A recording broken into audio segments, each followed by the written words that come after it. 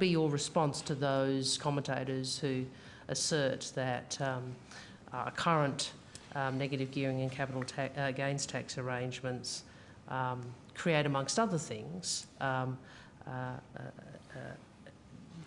distortion in the allocation of capital, which drives up the barriers to entry for first-home buyers? Look, I don't want to be unhelpful, but as I said earlier, all the options that are looked at have a multiplicity of combinations and permutations.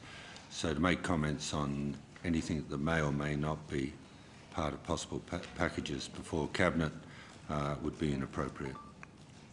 It's interesting because I think Senator Whish-Wilson previously asked you about negative gearing and you were happy to comment. That was at a time before things were before Cabinet active deliberation. I'm happy to flip to someone else for a while. It would be good if you could go to someone else and let's try and consolidate. Senator Whish-Wilson, you got 5 minutes. Oh, really? 5 minutes. Senator Ladland? I might just continue on in that vein, I guess. Have you been asked to do modelling specifically on reforms to negative gearing? There's a number of on reforms to negative gearing. A number of options being discussed in the press, but what work is Treasury doing? Oh, look, I'll have to go back to my previous answer. Like the press always speculates, and as you know, the broader issue of tax reform and how the government might initiate reforms to make our tax system more growth-friendly is obviously a matter for current Cabinet deliberation. Senator Common, you did this to Senator Wong. We might as well have just let Mr Fraser have the morning off. Senator Ladland, I'll adjudicate. You ask the questions. The minister will answer them. There's a long-standing Take me practice outside in relation to these matters. All right. All right. Yeah. Oh, okay.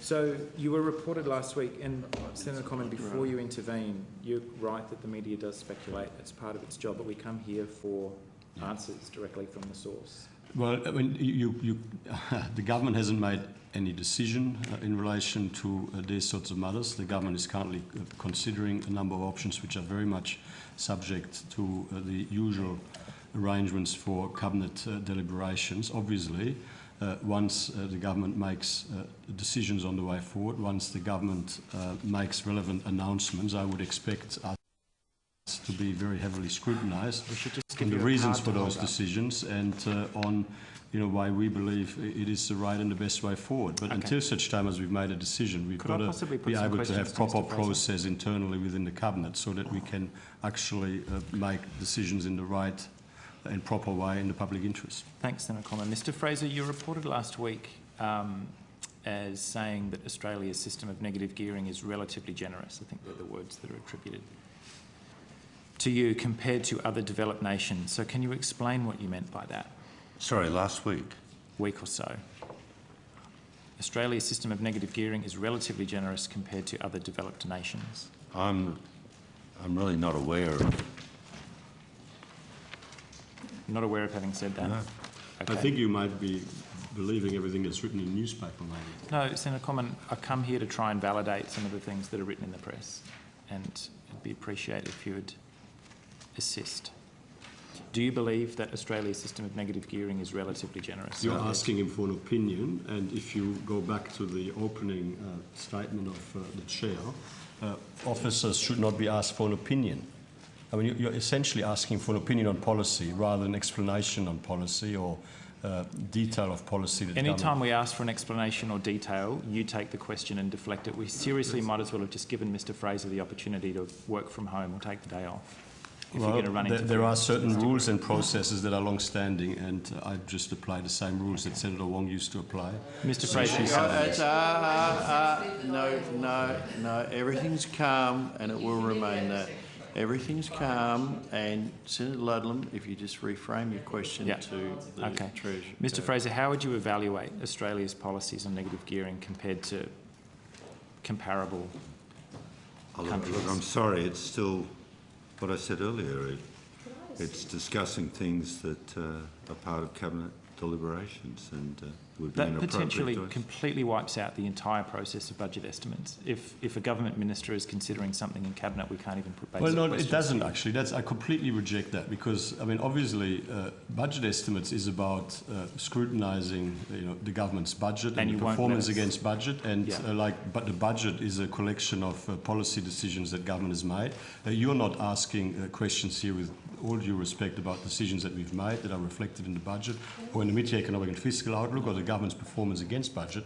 You are asking questions about something that we may or may not be doing in the future before we have actually gone through the proper process of government. So, I mean, the purpose of estimates, obviously, is to scrutinise government in terms of the performance of government against what we have said we would do in the budget. I'm asking questions of fact about Australia's existing tax system. I haven't asked any hypotheticals about what you may or may not do. Senator Ludlam, I'll just go to Senator Wong. Thank you, Senator Ludlam. Thank you, Chair. Perhaps I could assist. Mr Fraser, there is an inquiry into tax deductibility submission from the Treasury of 18th January 2016, and page 7 of that compares interest deductibility and negative gearing in selected OECD countries and confirms the relatively generous position Australia has compared to other OECD. So perhaps you might assist, because these are fact-based questions. Perhaps you could provide us with a bit of a discussion about the comparison between Australia's system and some of the OECD nations, some of which are referenced in your own department's submission to a House of Representatives inquiry. Okay, Is that helpful? Senator Ludlam. Well, we'll see if the Secretary is allowed to answer. Go ahead. Senator Ludlam, I don't need the barbs, all right? Just Wasn't ask the directed at you, questions. Senator Ask the questions. And we'll just keep it to that, all right? Because that only inflames the issue. It politicises it, and it makes it difficult to run. So if you could just ask the question, please. No, I'm happy for Senator Wong's Oh, question. well, sorry. The submission, we obviously stand by it, but really this is something that should be taken up with Mr Heffron. This is a very complex area, but I don't walk away from what's in that submission earlier this year, I think, but I'll stick with my view. It'd be inappropriate for me to give a comment. Well, it's inappropriate for you to answer a question from a senator, which is a factually based question comparing Australia's tax regime with other OECD countries. I'm Mr. standing Fraser, by what's in the submission. that is not reasonable. No, I'm saying we stand with what was in the submission. Okay. Well, which countries are more generous than Australia, less generous than Australia? You should How about stop that? badgering the Secretary. Well, you Senator should Wong. stop. You're You being should quite stop inappropriate. muzzling him. Right, order. I would ask, if you want to interject, that you just ask to be able to given that opportunity. Senator Ludlam, you've got 30 seconds. No, we're going to his colleague. Sometimes you see critiques of negative gearing and they tend to be ganged up next to capital gains tax exemptions, and the CGT discount and negative gearing work together to provide what some have described as a tax shelter, rather than tax deferment becomes tax avoidance. Australia, again, has one of the most generous capital gains exemption systems in the world. Do you have an idea of what the current cost of the CGT discount on investment properties is, if I could just confine my question narrowly, and how much it's increased year on year?